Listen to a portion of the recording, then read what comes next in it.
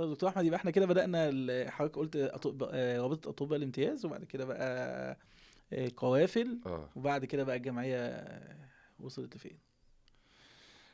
هي طبعا جمعية روح الحياة.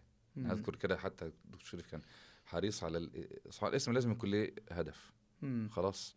فسبحان الله كان المستقى من قوله تعالى وكذلك أوحينا إليك روحا من أمرنا، لأن هي قصة إن لازم كل شيء يكون مرده إلى الوحي.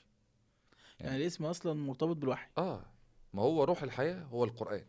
تمام. ناس كان كتير بتفتكرنا بنسميه روح الحياة، الحياة وروح الحياة آه وامان الحياة آه وكل الحاجات و- اللي فيها و- حياة. وفرح الحياة وورد الحياة وأمان الحياة، وجميل الحياة. عشان احنا لا، بقى في الطب فشغالين في الحياة. وكذلك أوحينا لك روحا من أمرنا. الحياة بدون الوحي سراب، ميت، جسد مفاجأة، ميت. دي مفاجأة لناس كتير بتسمعنا اه دلوقتي. يعني احنا الاسم اصلا مقصود بيه روح الحياة ده القرآن اصلا. لأن هو أصلا احنا رسالتنا إن العمران في خدمة الإيمان.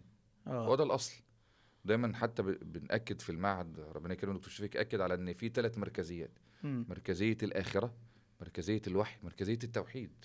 هم امم. دول. ومعلش، إيه اللي هيخلي طبيب ينزل مثلا من عيادته اللي كشفه فيها أعلى، ينزل في روح الحياة اللي هي تعتبر منافسة ليه في عيادته، امم. إلا إذا كان مراده وجه الله سبحانه وتعالى وبيحتسب الأجر في الآخرة. ده معنى الاحتساب، إن أنا أحتسب حسابي عند ربنا في الآخرة، امم. وإن هو مراده خدمة الوحي. دي النقطة المركزية، دي النقطة الأساسية. انا فاكر برضه تشوف كان بيقول لنا حتة ان احنا يبقى الانسان المسلم ده هو مش في الجامع بس، ده هو أيوه، بيخدم الناس في كل مكان. أكيد.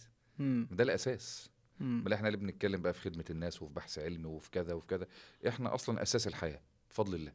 بفضل الله.